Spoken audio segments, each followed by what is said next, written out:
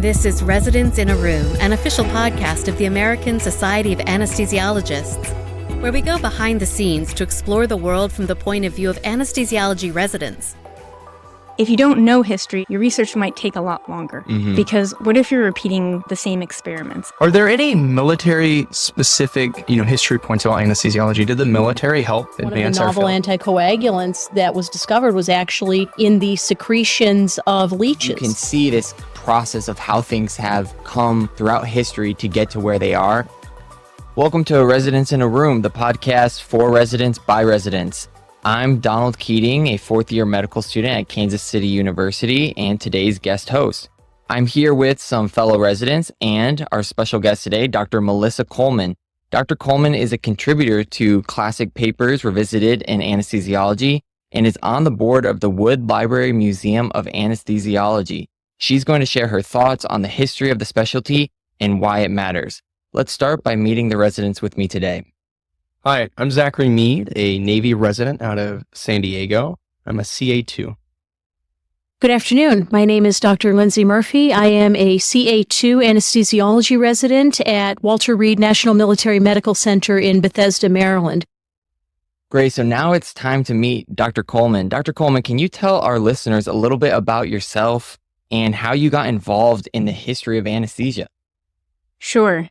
I'm a pediatric anesthesiologist at the University of Minnesota, and my history journey began when I was actually a resident. My resident research project was going to be on inventing a new type of endotracheal tube that had a bite block built into it. Okay. And I couldn't understand why we were using rolled up pieces of gauze when I was also using a laryngoscope with a video camera on the end of it to intubate patients, and it just seemed completely disconnected.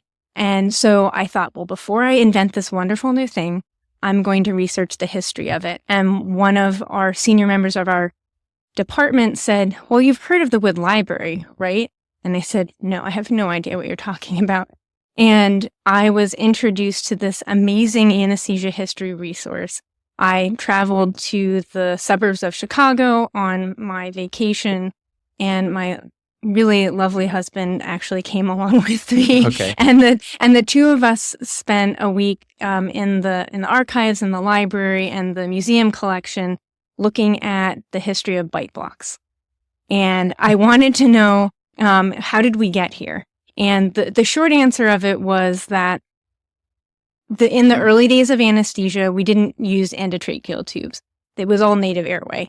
So in order to keep the mouth open and part of the strategy of keeping a patient unobstructed in breathing, they would sometimes put bite blocks in. And so over time, the surgical equipment evolved into something that the anesthesiologists used to keep the mouth open. And then eventually we used endotracheal tubes, and some of that same equipment today is what we use to keep patients from biting down on bite blocks. Oh, so interesting. So I never actually invented that endotracheal tube. You hinted to this in your response, but what are the benefits of clinicians understanding the history of their specialty? So I'm biased, but I think it's multifaceted, because when you're thinking about tackling the clinical and the academic, the research problems that we have today, it's all rooted in what came before. And so if you think about efficiency of research, everyone knows the Churchill quote, if you don't know history, you're doomed to repeat it. And I think it applies more accurately in the world of research. If you don't know history, your research might take a lot longer, because what if you're repeating the same experiments and you're trying to redo what already happened? And there's a lot of times that our research outstrips what we're able to monitor, what we're able to actually provide clinical care-wise. And so some of the research falls by the wayside.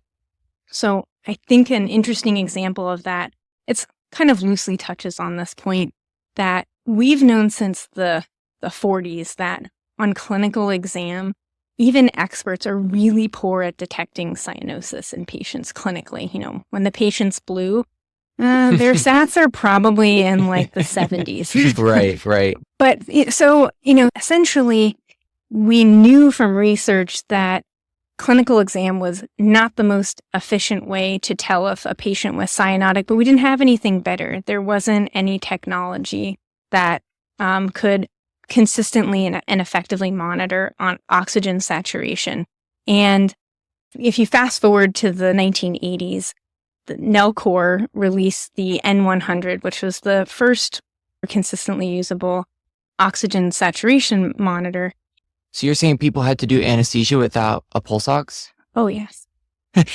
Ask a few of your attendings. I'm sure you'll get some good stories. Oh, I'm sure. It wasn't really that long ago. At 1986 Harvard standards did not include pulse oximetry. It wasn't until the later in the 80s that was included. And it took really persistent advocacy on the side of some of the people that did the research that said, okay, we did a double-blind study where we looked at patients who had the pulse oximeter and patients that didn't, and the anesthesiologist did not know what the SAT was. It was blinded, and that there was a set of anesthesiologists who had no monitor and they had to use physical exam, and they chose when to intervene when they thought the patient was cyanotic or hypoxic. And then there was a set that had the pulse oximeter. And so the research showed very clearly that when you had the pulse oximeter, you intervened a lot sooner. Sometimes the team that was using the physical exam, they thought patients who were in the high 70s of their oxygen saturation were just fine. And it was by no deficit of their own. You just can't know from visual observation. It's just a really interesting example of, we knew that for 40 years, but if you didn't know the history of that research, you might have just continued to argue, oh, it's fine. Yeah, that's interesting. And I think as a med student right now and going through my sub-Is and reading through the Baby Miller textbook, I know the first chapter is actually on the history of anesthesia. And I hope you would be proud of me, because I actually read some of that first chapter, and I was really tempted to be like, oh, history of anesthesia, let me just switch to chapter 2. But I read some of it, and there is a lot of fascinating aspects to how we got to where we are today with the current way anesthesia is performed. But I also was thinking, wow, it's really nice as I'm preparing for a sub-I and I'm on a really easy rotation right now. I can sit here and read through this chapter on the history of anesthesia. I can only imagine when I'm in my CA 1 and 2 and 3 years when life gets busier. What would you say to the current residents right now who are on really busy rotations? Why should they spend time learning about the history of anesthesia? I'm so glad that you asked, because I completely wouldn't blame you for wanting to skip over that chapter and to avoid history entirely. I think a lot of times people are scarred from prior encounters with history in their education. It's often reduced to names and dates and order of events happening. And really, history is stories, and humans really love stories. And I think that it can be a nice brain break to read anesthesia, but I also really think that learning the history of anesthesia adds a depth to your clinical knowledge, to understanding your professional identity that you can't get in any other way. I remember, and correct me if I'm wrong, I remember local anesthetics, they were discovered centuries ago, and it was the tip of, it was like a poisonous plant or something, or used as a So I think you're combining two different histories. Maybe. Clearly, I should have read the chapter more. No, they're the nuances of anesthesia history, and really any history are great. And anesthesia is applied pharmacology, and a lot of our medications come from sources that were discovered de novo by accident. Curare is a muscle relaxant, and that was brought back from South America. It was found on poisonous darts, and I think that's what you're referring to. I remembered the poisonous darts. I'm like, I know there's something about that with it was being discovered a while ago. But so you're telling me the Indiana Jones with the sharks, that's legit. Yeah, there's aspects of that are based in fact.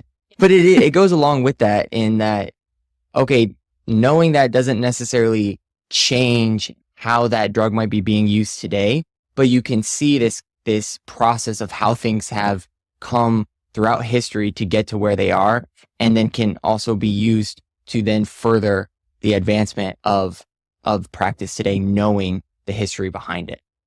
Absolutely. Learning the evolution of the different drugs that we use, why we've changed, why people were curious to move on to the next better thing, that all informs how we practice, how we consider our next research project. There's another great example, too, in the realm of anticoagulation. We've had the classic anticoagulants, the vitamin K antagonists, the antiplatelet agents, and the search was on to find something that was more easily managed than warfarin, because that medication has very varying blood levels based upon the patient's metabolism, what the patient ate or didn't eat that day. INRs can bounce all over the place. And one of the novel anticoagulants that was discovered was actually in the secretions of leeches. Really? Yes. Yeah. So that's Hirudin is purified leech saliva, which gave us bivalirudin, which we use today in the setting of anticoagulation for patients who cannot tolerate vitamin K antagonism or a DOAC, a direct oral anticoagulant. There are so many interesting stories, even just in the anticoagulants. Tranexamic acid also another classic, has a fascinating history. Was originally derived from research using horse serum. So, Dr. Coleman, you mentioned the role that residents have played in the history of the specialty. Can you give us some examples of residents leaving a mark on our history? Absolutely. And it was interesting and ironic that we were just talking about curare, which came from poison on the end of darts in South America, because it was a resident, Dr. Enid Johnson, who worked with her mentor, Harold Griffith. They did the initial clinical use of curare in an anesthesia patient. So they were practicing at the homeopathic hospital in Montreal, and Dr. Griffith had a friendship and professional relationship with Dr. Squibb, who was developing D-tubocurarine. So the Squibb company had worked out a medical preparation of it. It had been used by some psychiatrists, and he passed this information along to Dr. Griffith. And there was a young man who was receiving an appendectomy, and he received the first use of muscle relaxant in anesthesia. And it was a resident who gave that case and did the next 50 or so cases, which were published. Wow. Wow. When was this happening? So this was around 1942. Okay. When this happened. And it was when they started using muscle relaxants that then the use of endotracheal tubes, which was already in existence, started to gain more popularity. Interesting. One goes hand in hand with the other, because if you are paralyzing a patient, if you're giving them complete neuromuscular blockade, you have to ventilate them somehow. And holding a mask for a 1, 2, 3 hour surgery is an exercise in hypoventilation as well as profound hand fatigue. Yeah. Oh, I can Sure imagine. One more really interesting innovation that came from a resident during residency, which I really love this story, is Dr. Lucian Morris developed the copper kettle, which is a vaporizer that is no longer in use, but it was revolutionary in its time. And the way it came about is that he was working in the lab and kind of complained, like, anyone could create a vaporizer better than what I'm using right now. And his chair was like, okay, so go ahead. Dr. Ralph Waters, who was founded the first anesthesia residency program, was like, okay, I'm going to throw down the gauntlet pretty much. And I don't think Dr. Morris thought much more of it until a postcard came from Florida, because the chair was on vacation. And he said, oh, did Morris invent that vaporizer yet? And, and, lo and behold, he worked through several different, iterations of it, but it was during his residency that he identified this issue and worked through it. I remember when I was a resident thinking that, well, what do I have to contribute here? Everyone's been doing this for a really long time. Right. And I think it's so vital to appreciate the fresh perspective that you bring to practice. You may be asking questions that other people just take for granted. And so start with your questions and follow them, but start with history. So in theory, I'm not saying this happened because of course it didn't, but if I had skipped that first chapter of history, what are people getting wrong about anesthesiology history? What are the myths? I think, there are big things and little things. I think a fun place to start is that a lot of people think the Miller blade comes from Dr. Ronald Miller, the author of the famous textbook. That's what I always thought. Seems reasonable. Yep. It wasn't him, though. It was Dr. Robert Miller, and it was invented in 1941, and he was frustrated by the view that he was getting with the traditional laryngoscopes at the time, and he created the straighter blade, and the rest, as they say, is history. But two different R. Millers. No kidding. Can I ask, are there any military specific history points about anesthesiology? Did the military help advance our field? Oh, there are so many, and you could fill about 5 podcasts, actually, or more, with the contributions of military anesthesia. And I think to a resident audience, perhaps one of the most interesting stories is when we were sending troops to the front in World War II, we knew that we would need people to deliver anesthetics. The clinicians were in low supply. For various reasons. And so what the military did was they set up these 90-day training sites and in several different areas of the country. And these physicians became trained in anesthesia in 90 days, and they were called the 90-day wonders. and I'm sure they had some other nicknames too. And prior to this, physician involvement in anesthesia was not as pronounced. And what happened was the surgeons worked with these physicians on the front in Europe, and they all learned new things. Necessity is the mother of invention. And when everyone came back home after World War II, the surgeons started saying, well, I'd like to work with some physicians, and they realized how well they worked together. And that was really the change in terms of physicians becoming more interested in anesthesia. That was around the same time that we became a boarded specialty and we had more formalized training programs. So, like I said, there's a lot of stories, and I think probably a little bit more complex than I'm saying, but that really was one of the impetuses. I mean, these are some fascinating historical tidbits. I would love to hear more about your role with the Wood Library Museum of Anesthesiology. Can you tell us a little bit more about the museum? It sounds like it's in Chicago, and for people who might be interested in visiting or accessing those resources, what's available out there, and what do you do with the museum? Sure. So the Wood Library Museum of Anesthesiology is a foundation of the ASA. And so we have a board of trustees and then several committees that help care for the collection, in addition to several wonderful staff members who are professional archivists and museum collection specialists.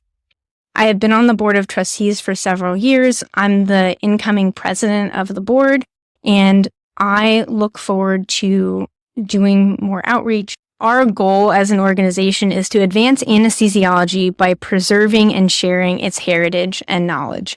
And our website is robust.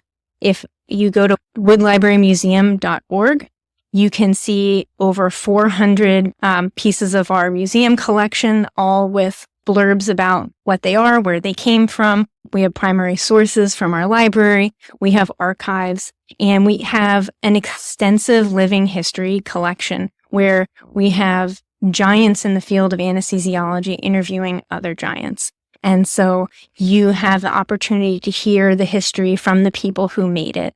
And it's truly an amazing website. We do encourage residents to join us on committees and on the board. We're developing a mentor process where if people are interested in doing some anesthesia research, we have mentors available. We also have a fellowship where it's an all-expense-paid trip to the suburbs of Chicago. And if your research question can use our resources, we help support you in that research project. Oh, that sounds fascinating. That is fascinating. It sounds like there's a lot of different opportunities that you provide in order for medical professionals of all levels to get involved in the history of anesthesia, and those like myself who are finishing up medical school and just starting residency to really dive into some of those opportunities available. So let me ask you this. For those of us with an interest in the history of anesthesiology who maybe haven't quite dipped our toe in, or asking for the friends in the room who might not have read the first chapter of Morgan and McHale. No residents were harmed in the making of this podcast. What resources would you recommend for the budding historian of anesthesiology? Are there any good blogs or podcasts or books? Or are there any social media handles that you would recommend we follow in addition to the Wood Library? So absolutely. I would start actually with the journal Anesthesiology. There's a regular series, the Classic Papers Revisited, where the people who did groundbreaking research reflect on the process of that research.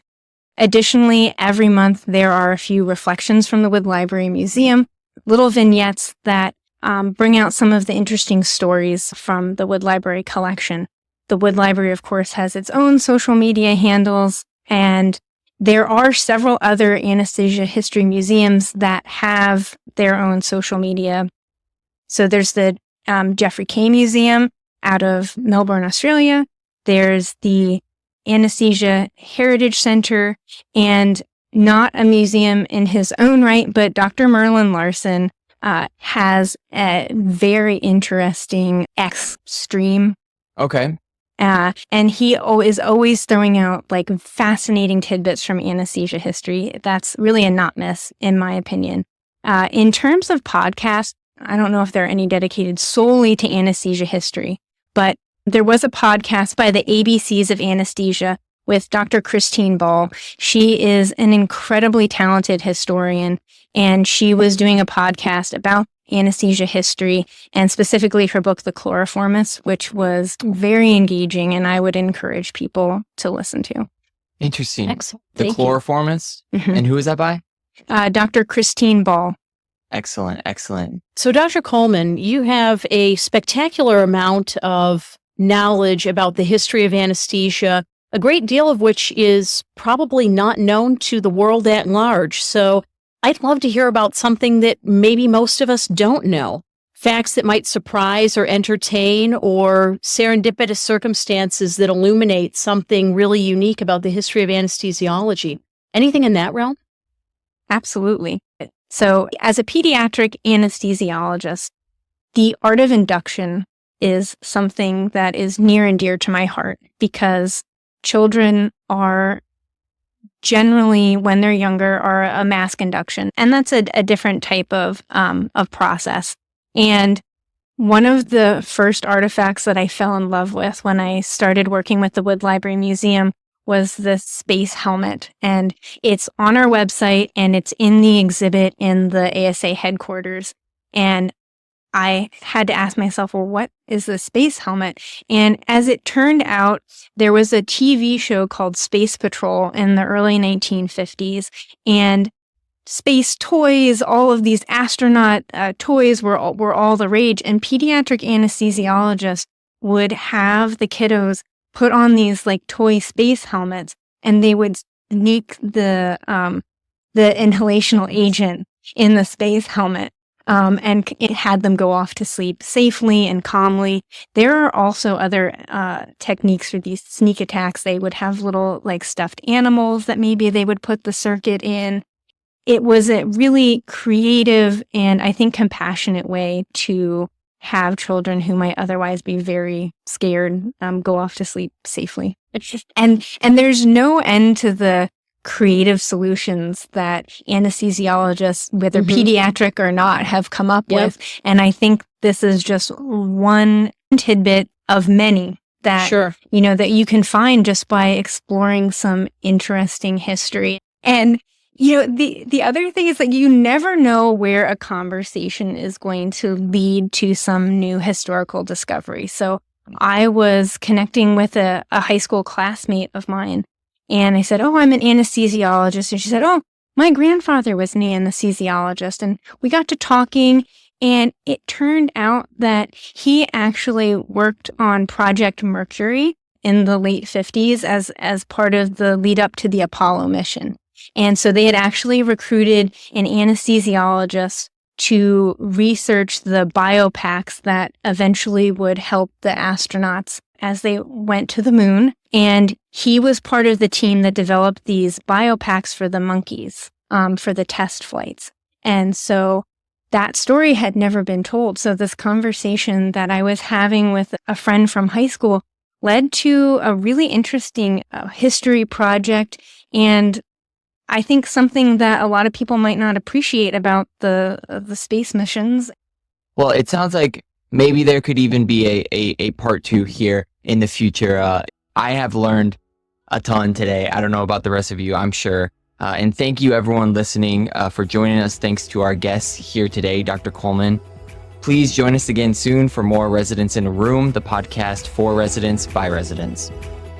Embrace your first years in practice with confidence with ASA's Early Career Membership Program. Get the resources and support you need right now as you navigate new responsibilities, expectations, and pressures. See what the program has to offer you at asahq.org/ECMP. Join us for Residents in a Room, where we'll share timely info, advice, and resources designed to help residents succeed in residency and beyond. Find us wherever you get your podcasts or visit asahq.org/podcasts for more.